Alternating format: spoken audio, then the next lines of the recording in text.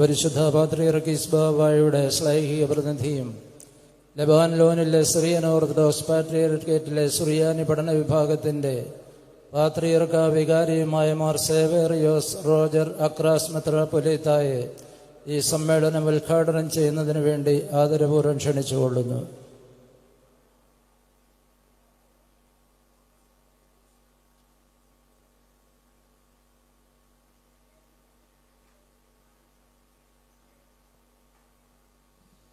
Brichramsho, good evening. Tupthonuthe Catholicos Gabio Abun Metropolitan Mor Gregorius Joseph Abohotho Maalayo Kohne Myakre Amo Mhaimno. യേശുക്രിസ്തുവിൽ ഏറ്റവും പ്രിയപ്പെട്ടവരെ, സഭയുടെ നിയുക്ത കാതോലിക്ക മെത്രാപ്പോലിത്തൻ പ്രസിഡന്റുമായിരിക്കുന്നതായ അഭിവന്യ ജോസഫ് മാർ ഗ്രിഗോറിയസിന് മനസ്സുകൊണ്ട് വേദിയിലിരിക്കുന്നതായ മറ്റ് മെത്രാപ്പോലിത്തന്മാരെ, Dear beloved in Christ, greetings in the name of our Lord and Savior Jesus Christ. നമ്മുടെ കർത്താവും രക്ഷകനുമായ യേശുക്രിസ്തുവിന്റെ നാമത്തിലുള്ളതായ എല്ലാ സ്നേഹത്തിന്റെയും വന്ദനവ് നിങ്ങളെ അറിയിക്കട്ടെ. Allow me first to convey the blessings and the apostolic benediction of our Holy Patriarch Moran Mor Ignatius Ephraim II, who delegated me to this feast of Mor Elias Lithoyo. പരിശുദ്ധ സഭയുടെ പാത്രികീസ് ബാവായി ആയിരിക്കുന്നതായ മോറൻ മാർ ഇഗ്നാത്യോസ് അപ്രേൻ രണ്ടാമൻ പാത്രികീസ് ബാവ തിരുമനസിൻ്റെതായ എല്ലാ അപ്പോസ്തോലിക ബെനഡിക്ഷനും സ്നേഹപൂർവ്വം നിങ്ങളെ അറിയിക്കട്ടെ. Allow me also to address my heartfelt congratulations to our beloved Catholicos designate Abun Mor Gregorius Joseph upon his election as Maferiono of our church here in Malankara.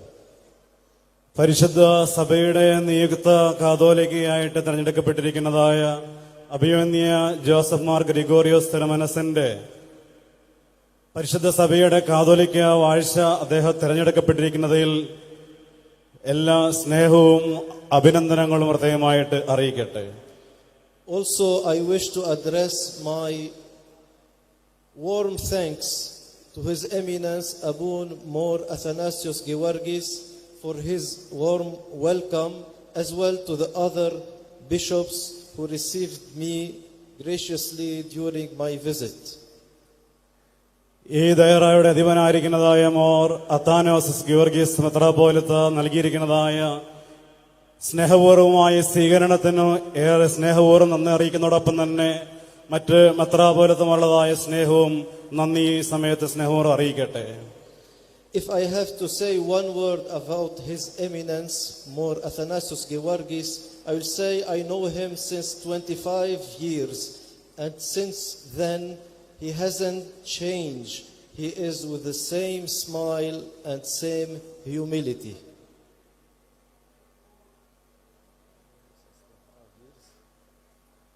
കഴിഞ്ഞ 25 വർഷമായിട്ട് more Giorgis അത്താനസിന് മനസ്സുള്ളതായ ആ ബന്ധം കാത്തു സൂക്ഷിക്കാൻ തക്കോണം ഇടയായി തീർന്നിട്ടുണ്ട്. സ്നേഹപൂർവ്വം അതെല്ലാം ഈ സമയത്ത് അനുസ്മരിക്കുകയാണ്. I am very happy to be among you in this evening. Looking at you, I recall the deep and historic relationship between the Syriac Orthodox Church of Antioch and the Syriac Church here in Malankara. This sacred bond has been one of faith, tradition and unity in Christ, spanning centuries and shaping the Christian identity of the Malankara Church. നിങ്ങളെ ഓരോരുത്തരെയും സ്നേഹപൂർവ്വം ഈ സമയത്ത് നോക്കുവാനിടയായി തീരുമ്പോൾ ഇത് പരിശുദ്ധ സഭയുടെ അന്ത്യോക്യ Syrian orthodox സഭയുമായുള്ളതായ ആഴമേറിയ ആ ചരിത്രപൂർണമായ ആ ബന്ധത്തെ വീണ്ടും അത് ഓർക്കുവാനും അതോടൊപ്പം തന്നെ ഈ ഒരു പരിശുദ്ധമായ ഈ ബന്ധത്തിലൂടെ പരിശുദ്ധ സഭയുടെ വിശ്വാസം പാരമ്പര്യം അതോടൊപ്പം തന്നെ ക്രിസ്തുവിലുള്ളതായ ഐക്യം, ഇത് അനേക നൂറ്റാണ്ടുകളിലൂടെ ഈ പരിശുദ്ധ സഭയെ രൂപാന്തരപ്പെടുത്തുന്നതിൽ, അല്ലെങ്കിൽ ഒരു ക്രിസ്ത്യൻ ഐഡന്റിറ്റിയിലേക്ക് രൂപാന്തരപ്പെടുത്തുന്നതിൽ ഏറെ പങ്കുവഹിച്ച ഒന്നാണ്. The origins of this relationship date back to the early centuries of Christianity, when the Church of Antioch played a vital role in nurturing and strengthening the faith of the Christian community in India. Saint Thomas the Apostle, one of the 12 disciples of Christ, brought the gospel to the shores of Kerala. Over time, the Syriac tradition deeply influenced the liturgy, prayers, and spiritual life of the faithful in Malankara. ഈ പരിശുദ്ധമായ ബന്ധത്തിന്റെ ഉത്ഭവം ക്രിസ്തുമതത്തിന്റെ ആദ്യ നൂറ്റാണ്ടുകൾ തന്നെ ഇന്ത്യയിലെ Christian സമൂഹത്തിന്റെ ആ ആഴമായ വിശ്വാസം വളർത്തുന്നതിലും ശക്തിപ്പെടുത്തുന്നതിലും പരിശുദ്ധ അന്ത്യോക്യ സഭ നിർണായകമായ പങ്ക് വഹിച്ചിട്ടുണ്ട്. ക്രിസ്തുവിന്റെ 12 ശിഷ്യന്മാരായ ഒരുവനായിരിക്കുന്നതായ പരിശുദ്ധ തോമസ് ലീഹായാണ് കേരളത്തിലേക്ക് വന്ന് ക്രിസ്തുവിന്റെ സുവിശേഷം എത്തിക്കാനിടയെ തീർന്നിരുന്നത്. കാലക്രമേണ സുറിയാനി വിശ്വാസത്തിന്റെ പാരമ്പര്യം മലങ്കര സഭയുടെ ആരാധനക്രമത്തെയും പ്രാർത്ഥനകളെയും ആത്മീയ ജീവിതത്തെയും അത് ആഴമായ സ്വാധീനം ചെലുത്തുവാൻ ഇടയായി തീർന്നിട്ടുണ്ട്. In the 17th century, the Malankara Church reaffirmed its historic ties with the Syriac Orthodox Church, seeking guidance and ecclesiastical support from the Patriarch of Antioch. This relationship was formally strengthened when Mor Gregorius Abdel Jalil, a bishop sent by the Patriarch, arrived in Kerala in 1665 and consecrated native bishops. 17-ാം നൂറ്റാണ്ടിൽ അന്ത്യോക്യ പാത്രികീയസിന്റെ മാർഗദർശനവും സഭാപരമായ പിന്തുണയും തേടി മലങ്കര സുറിയാനി orthodox സഭയുമായുള്ളതായ ചരിത്രപരമായ ബന്ധം ഉറപ്പിക്കുവാനിടയായി തീർന്നത് 1665 മലങ്കരയിലേക്ക് അയക്കപ്പെട്ടതായ more Abdul Jaleel Gregorios ബാവായുടെ ആ സാന്നിധ്യത്തിലൂടെ, അല്ലെങ്കിൽ അദ്ദേഹത്തിന്റെ ആ വരോടുകൂടി ആ ബന്ധം ആഴപ്പെടുവാൻ ഇടയായി തീരുകയായിരുന്നു. Throughout history, the patriarchs of Antioch provided spiritual leadership and apostolic succession to the Malankara Church. The unwavering support of the Syriac Orthodox Church ensured the preservation of the true faith amidst challenges and schisms. The Jacobite Church in Malankara, in turn, remained steadfast in its loyalty to the Holy See of Antioch, upholding the teachings and traditions passed down through generations. ചരിത്രങ്ങളിലുടനീളം പരിശുദ്ധ അന്ത്യോക്യ പാത്രികീയ സഭമാർ ഈ മലങ്കര സഭയുടെ ആത്മീയ നേതൃത്വത്തിന് ഏറെ സ്വാധീനം നൽകാൻ ഇടയായി തീർന്നു. അതോടൊപ്പം തന്നെ ഒരു അപ്പോസ്തോലിക പാരമ്പര്യം ഈ സമൂഹത്തിൽ പരിശുദ്ധ മലങ്കര സഭയിൽ നിലനിർത്തുന്നതിന് അവർ ഇടയാക്കി തീർത്തു. അതിന് ഏറെ സഹായകമായി മാറിയിരിക്കുന്നത് പ്രത്യേകിച്ച് സഭയുടെ അചഞ്ചലമായ വെല്ലുവിളികൾക്കിടയിലും ഭിന്നതകൾക്കിടയിലും യഥാർത്ഥമായ ഒരു സംരക്ഷണം ഈ പരിശുദ്ധ പാത്രികീസ് ബാവമാരാൽ ഉറപ്പാക്കുവാനിടയായി തീർന്നിട്ടുണ്ട്. മലങ്കരയിലെ യാക്കോബായ സഭ തലമുറകളായി കൈമാറി വന്നിരിക്കുന്നതായ വിശ്വാസ പാരമ്പര്യങ്ങളും അത് ഉയർത്തിപ്പിടിച്ചുകൊണ്ട് പരിശുദ്ധ അന്ത്യോക്യ സഭയോടുള്ളതായ വിശ്വാസത്തിൽ ഇന്നും ഉറച്ചു നിൽക്കാനിടയായിത്തീരുന്നു. Despite the trials over the years, the relationship between us remains rooted in love, mutual respect, and a shared spiritual heritage. The Syriac Orthodox Church and the Jacobite Church in Malankara continue to bear witness to the faith, offering a beacon of hope and unity in Christ.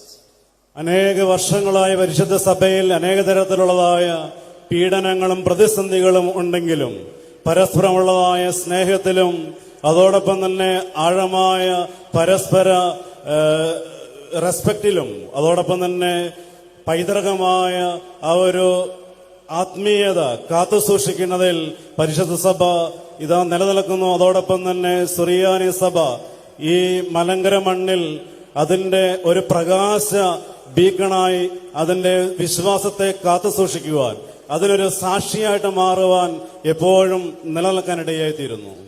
Dear brothers in Christ, while preparing for my visit, I was discussing the life of our beloved Patriarch Mor Elias Lithoyo with one of my friends, Thomas Joseph.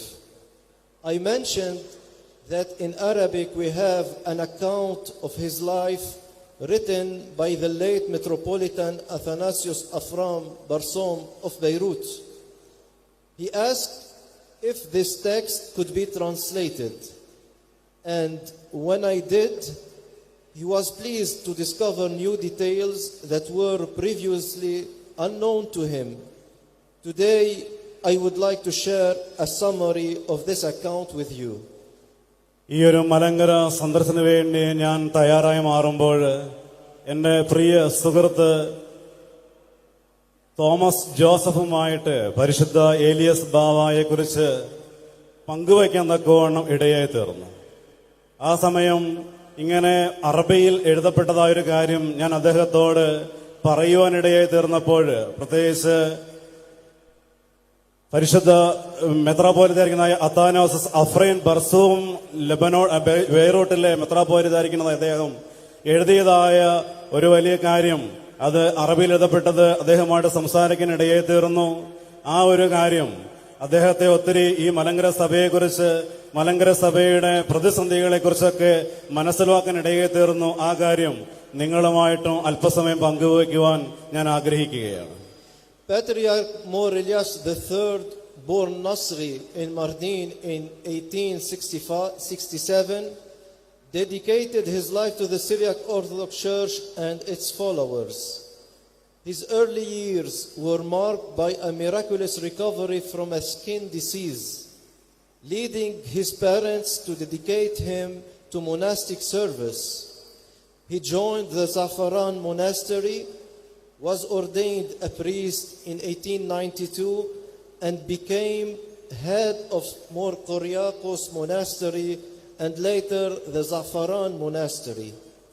His tenure at these institutions was characterized by his compassion for the needy, particularly for orphans who sought refuge during the massacres of 1895.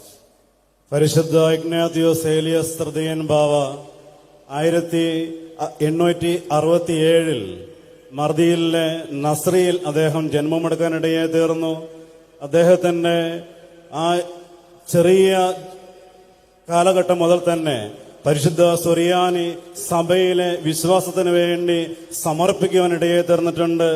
അദ്ദേഹത്തിന്റെ ഏറ്റവും ചെറിയ പ്രായത്തിൽ അദ്ദേഹത്തെ എന്നും ബാധിച്ചുകൊണ്ടിരുന്നതായ ഒരു ത്വക്ക് രോഗത്തിൽ നിന്ന് അദ്ദേഹം അത്ഭുതകരമായിട്ട് രക്ഷപ്പെടുവാനിടയായി തീർന്നപ്പോൾ അദ്ദേഹത്തിന്റെ മാതാപിതാക്കന്മാർ പരിപൂർണമായിട്ടും ഒരു പരിശുദ്ധ സഭയുടെ സന്യാസ ജീവിതത്തിന് വേണ്ടി അദ്ദേഹത്തെ സമർപ്പിക്കുകയായിരുന്നു. അദ്ദേഹം മർദിയിലെ മോർ സഫ്രൈൻ ദയറായിൽ അംഗമായി മാറുകയും സഫ്രാൻ മൊണാസ്ട്രിയിൽ അംഗമായി മാറുകയും പിന്നീട് 1892 അദ്ദേഹം ഒരു വൈദികനായിട്ട് പട്ടമേൽക്കുകയും പിന്നീട് അദ്ദേഹം സിറിയാക്കസിലെ മൊണാസ്ട്രിയുടെ ഹെഡായിട്ട് മാറുകയും ചെയ്തു. അതോടൊപ്പം തന്നെ പിന്നീട് അദ്ദേഹം സഫ്രാൻ ദയറായുടെ അധിപനായിട്ട് പിന്നീട് അദ്ദേഹം മാറ്റപ്പെടുകയും ചെയ്തു. അദ്ദേഹത്തിന്റെ ആ വലിയ ശുശ്രൂഷകൾ, പ്രത്യേകിച്ച് ആ സമയ കാലഘട്ടങ്ങളിൽ ഏറ്റവും അധികം സഹായങ്ങൾ അഭ്യർത്ഥിക്കുന്നതായ ആളുകൾക്ക് വേണ്ടിയിട്ട് കൂടെ നിന്നുകൊണ്ട്, പ്രത്യേകിച്ച് ഈ ഒരു സഭയിൽ ഒരു കൂട്ടക്കുരുതികളൊക്കെ നടന്നതായ സമയത്ത് മാതാപിതാക്കന്മാർ നഷ്ടപ്പെട്ടു പോയ മക്കളെ സംരക്ഷിക്കുന്നതിൽ കൂടെ നിന്നുകൊണ്ട് അദ്ദേഹം സഹായിച്ചത് ഏറെ ഇന്നും ഓർക്കുന്നതായ സംഭവമാണ്. പ്രത്യേകിച്ച് 1895 ആ വലിയ കുറ്റക്കുരുതിയിൽ നഷ്ടപ്പെട്ടു പോയ ആളുകളുടെ കൂടെ നിന്നുകൊണ്ട് സഹായിച്ച അദ്ദേഹത്തിന്റെ പ്രവർത്തികൾ ഇന്നും സഭ ഓർക്കാനിടയെത്തിയിരുന്നു. His mission extended beyond monastic leadership, as he was appointed apostolic visitor to Midyat in 1899, where he defended the Orthodox faith against external influences. His linguistic prowess, particularly in Turkish, enabled him to bridge cultural divides and advocate for the oppressed. He played a crucial role in the reconstruction of the church in Mia Farqat and was consecrated Bishop of Diyarbakir in 1908. അദ്ദേഹത്തിന്റെ പരിശുദ്ധ മണാശ്രയിലെ നിസ്തലമായ സേവനം അത് പിന്നീട് മിദിയാത്തിലുള്ളതായ ഒരു അപ്പോസ്തോലിക visitor എന്ന രീതിയിലേക്ക് അദ്ദേഹത്തെ ഉയർത്തപ്പെടുകയും 1899 അദ്ദേഹം മിദിയാത്തിലെ അപ്പോസ്തോലിക വിസിറ്ററായിട്ട് അപ്പോയിന്റ് ചെയ്യപ്പെടുകയും അദ്ദേഹം പരിശുദ്ധ സഭയുടെ ആ പ്രതിസന്ധിയുടെ കാലഘട്ടങ്ങളിൽ സഭയുടെ വിശ്വാസം സംരക്ഷിക്കുന്നതിന് വേണ്ടിയിട്ട് പ്രത്യേകിച്ച് അദ്ദേഹത്തിന്റെ ഭാഷാ വൈദികത്യവും തുർക്കി ഭാഷയിലുള്ളതായ അദ്ദേഹത്തിന്റെ ആ പ്രാവീണ്യവും ആ കാലഘട്ടങ്ങളിലുള്ളതായ സാംസ്കാരിക ഭിന്നതകൾ പരിഹരിക്കുന്നതിനും അടിച്ചമർത്തപ്പെട്ടവർക്ക് വേണ്ടി ശക്തമായിട്ട് അദ്ദേഹത്തെ വാദിക്കുവാനും അദ്ദേഹത്തെ പ്രാപ്തനാക്കി. അതോടൊപ്പം തന്നെ മിയ ഫർക്കാത്തയിലെ പള്ളിയുടെ ഒരു പുനർനിർമ്മാണത്തിന് വേണ്ടിയിട്ട് അദ്ദേഹം ഏറെ പങ്കുവയ്ക്കാനിടയായി തീർന്നു. പിന്നീട് 1908 അദ്ദേഹം ഡിയാബക്കറിലെ ബിഷപ്പായിട്ട് അദ്ദേഹം വാഴിക്കപ്പെടുകയും ചെയ്തു. In 1911, he was sent to Tur Abdin as a patriarchal delegate, establishing schools and reforming church conditions. Following the death of Patriarch Abdullah in 1915, he served as locum tenens before being elected patriarch in 1917. His leadership during and after World War I was marked by diplomatic engagements, including securing a firman from the Ottoman Sultan and dispatching Bishop Barsom to the Paris Peace Conference in 1919 to advocate for the persecuted Syriac community. 1911 അദ്ദേഹം തുറബ്ദീനിലെ patriarchal delegate ആയിട്ട് അദ്ദേഹത്തെ അയക്കപ്പെടുകയും അവിടെ ഉള്ള പരിശുദ്ധ സഭയുടെ സ്കൂളുകളും അതോടൊപ്പം തന്നെ പരിശുദ്ധ സഭയുടെ ദേവാലയങ്ങളും അത് വീണ്ടും പുനർക്രമീകരിക്കുന്നതിന് വേണ്ടിയിട്ട് അദ്ദേഹം ഏറെ പ്രവർത്തിക്കുകയും ചെയ്തു. പരിശുദ്ധ പാത്രികീസ് ബാവായിരുന്നതായ അബ്ദുള്ള ബാവ 1915 കാലം ചെയ്തതിനു ശേഷം അദ്ദേഹം പരിശുദ്ധ സഭയുടെ റെപ്രസെന്റേറ്റീവ് എന്ന രീതിയിൽ തന്നെ അദ്ദേഹം ഒരു തുർക്കി ഗവൺമെന്റിലെ ഒരു കരാർ ഉദ്യോഗസ്ഥനായിട്ട് സേവനമനുഷ്ഠിക്കുവാനും ഇടയായി തീർന്നിട്ടുണ്ട്. അദ്ദേഹത്തിന്റെ ആ ഒരു ലീഡർഷിപ്പ് മുഖാന്തരമായിട്ട് പ്രത്യേകിച്ച് 1915 കാലഘട്ടങ്ങളിൽ ഒന്നാം ലോകമഹായുദ്ധങ്ങൾ നടക്കുന്നതായ സമയത്ത് ഒരു പീഡിപ്പിക്കപ്പെട്ടതായ സുറിയാനി സമൂഹത്തിന് വേണ്ടി നീതി കിട്ടുന്നതിന് വേണ്ടി അതോടൊപ്പം തന്നെ ആ യുദ്ധത്തിൽ പീഡ അനുഭവിക്കുന്നതായ സഭാ മക്കൾക്ക് വേണ്ടി നിലകൊള്ളുന്നതിന് വേണ്ടി അദ്ദേഹം ഏറെ ഓടുവാനും അതോടൊപ്പം തന്നെ തുർക്കി ഓട്ടോമൻ സുൽത്താനിൽ നിന്ന് പ്രത്യേകമായ പരിശുദ്ധ സഭയ്ക്ക് വേണ്ടിയുള്ളതായ ഒരു ഉത്തരവ് നേടുന്നതിനും 1919 പാരീസിലെ സമാധാന സമ്മേളനത്തിലേക്ക് അത് അദ്ദേഹത്തെ അയക്കപ്പെടുവാനും ഇടയാക്കി തീർത്തിട്ടുണ്ട്. Throughout his patriarchate, Mor Ilyas III undertook extensive pastoral visits across the Middle East, including Jerusalem, Damascus, Aleppo, and Beirut. He consecrated bishops, oversaw church restorations, and defended the church's autonomy amid political turmoil. In 1923, he addressed tensions with the Indian Orthodox Church, sending delegates to Malabar. അദ്ദേഹത്തിന്റെ പരിശുദ്ധ പാത്രികീസ് ബാവ എന്ന നിലയിലുള്ളതായ പ്രവർത്തനങ്ങൾക്കിടയിൽ Ignatios Elias ബാവ അദ്ദേഹം അനേക സ്ഥലങ്ങളിൽ പ്രത്യേകിച്ച് middle east കൺട്രികളിലൂടെ സഞ്ചരിക്കുവാനും അതോടൊപ്പം തന്നെ Jerusalem, Damascus, ആലപ്പോ, Beirut തുടങ്ങിയതായ സ്ഥലങ്ങളിൽ അദ്ദേഹം തന്റെ അപ്പോസ്തോലിക സന്ദർശനം നടത്തുവാനും ബിഷപ്പുമാരെ വാഴിക്കുവാനും അതോടൊപ്പം തന്നെ സഭയുടെ ദേവാലയങ്ങളെ പുനർപണിയുന്നതിനും സഭയുടെ ആ നിസ്തലമായ ആ ഒരു ഐക്യം പുനർസ്ഥാപിക്കുന്നതിന് വേണ്ടിയിട്ടും അതോടൊപ്പം തന്നെ രാഷ്ട്രീയമായ പ്രതിബന്ധതകൾക്കിടയിൽ തന്നെ സഭയുടെ സ്വയം ഭരണാവകാശം സംരക്ഷിക്കുന്നതിന് വേണ്ടിയിട്ടും അദ്ദേഹം ഏറെ പ്രവർത്തിക്കാനിടയെ തീർന്നിട്ടുണ്ട്. 1923 അദ്ദേഹം പരിശുദ്ധ ഇന്ത്യൻ ഓർത്തഡോക്സ് സഭയുമായുള്ളതായ സംഘർഷങ്ങൾ അത് പരിഹരിക്കുന്നതിന് വേണ്ടിയിട്ടും ഏറെ നിലകൊള്ളാനിടയെ തീർന്നിട്ടുണ്ട്. Patriarch Elias III displayed remarkable dedication to religious and social causes, notably organizing a synod in 1930 that incorporated lay participation, a pioneering step in church governance.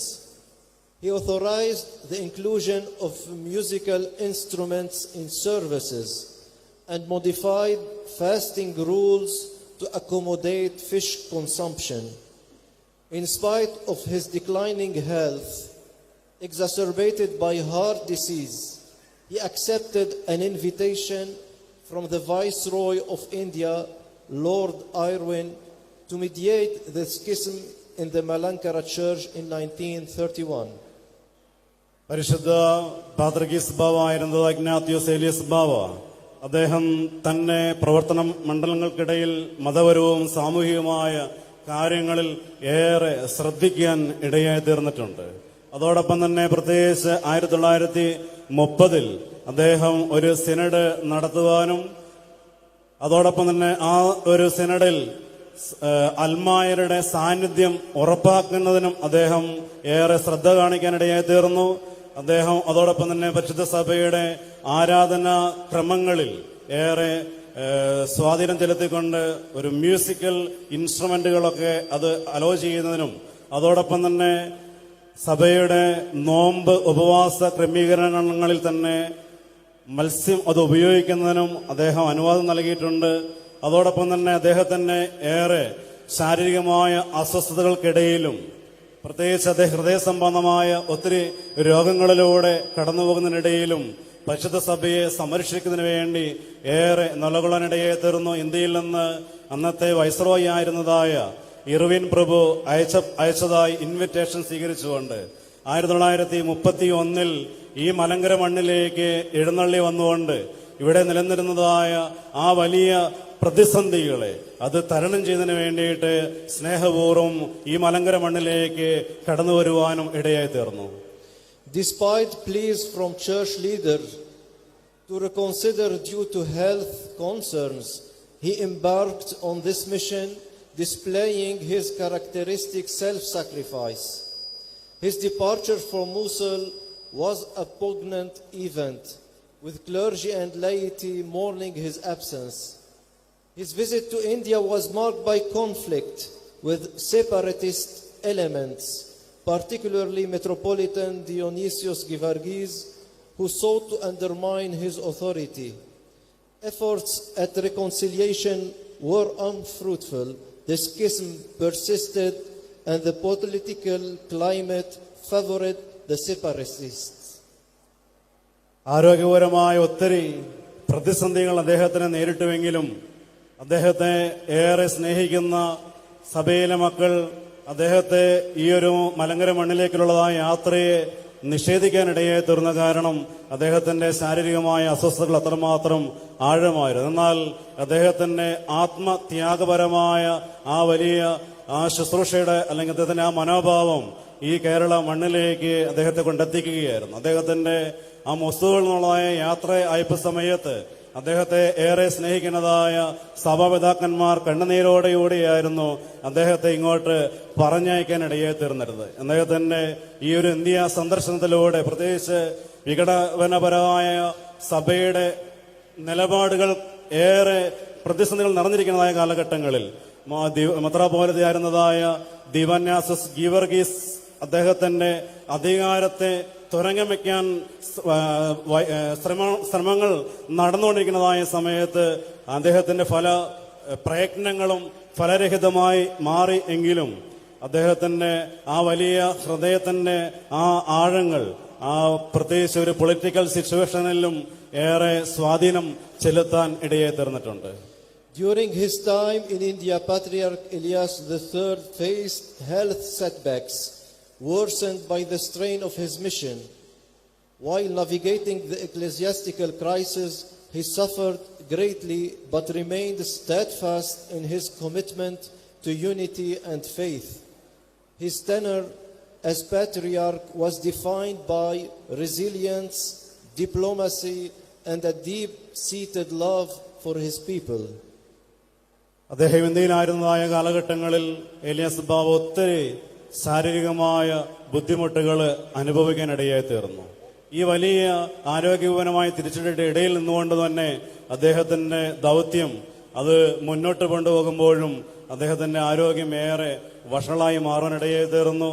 സഭ പ്രതിസന്ധികളുടെ മുന്നോട്ട് പോകുമ്പോഴും അദ്ദേഹം ഐക്യത്തിലും വിശ്വാസത്തിലും ഉള്ളമായ അപ്രതിബന്ധതയിൽ നിലനിന്നുകൊണ്ടുകൊണ്ട് തന്നെ പരിശുദ്ധ പാത്രികീസ് ബാവ എന്ന നിലയിലുള്ളതായ അദ്ദേഹത്തിന്റെ ആ ഒരു കഴിവുകൾ ഉപയോഗിച്ചുകൊണ്ട് എല്ലാ പ്രതിസന്ധിയുടെ ഘട്ടങ്ങളിൽ കരകയറാനുള്ളതായ അദ്ദേഹത്തിന്റെ കഴിവ്, അതോടൊപ്പം തന്നെ നയതന്ത്രമായ അദ്ദേഹത്തിന്റെ കഴിവുകൾ, ജനങ്ങളുള്ളതായ ആഴമായ ആ സ്നേഹം, അതെല്ലാം അദ്ദേഹത്തെ ഈ പ്രതിസന്ധികളെ തരണം ചെയ്യുവാൻ ഏറെ ഘടകമായിട്ട് മാറി. His legacy endures as a testament to his unwavering devotion to the Syriac Orthodox Church, his contributions to its spiritual and administrative development, and his tireless advocacy for the persecuted. His passing in India marked the beginning of an era. His impact on the Church and its followers remains profound, as we can see today through this beautiful assembly.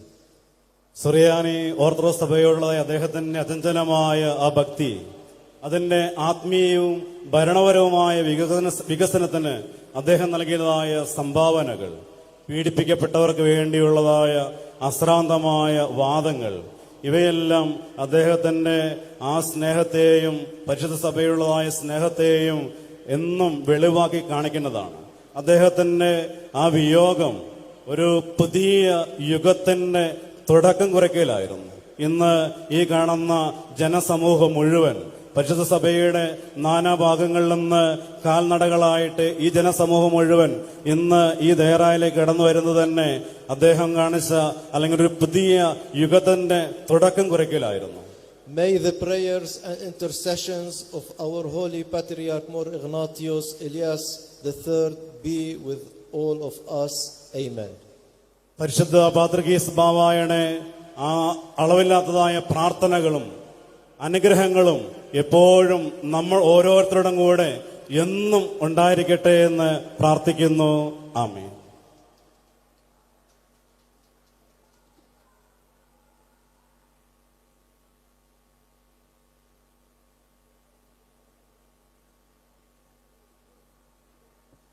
ഇപ്പോൾ അഭിമന്യ തിരുമനസ്സുകൊണ്ട് ഭദ്രദീപം കൊടുത്ത് ഉദ്ഘാടനം ചെയ്യുന്നതാണ്.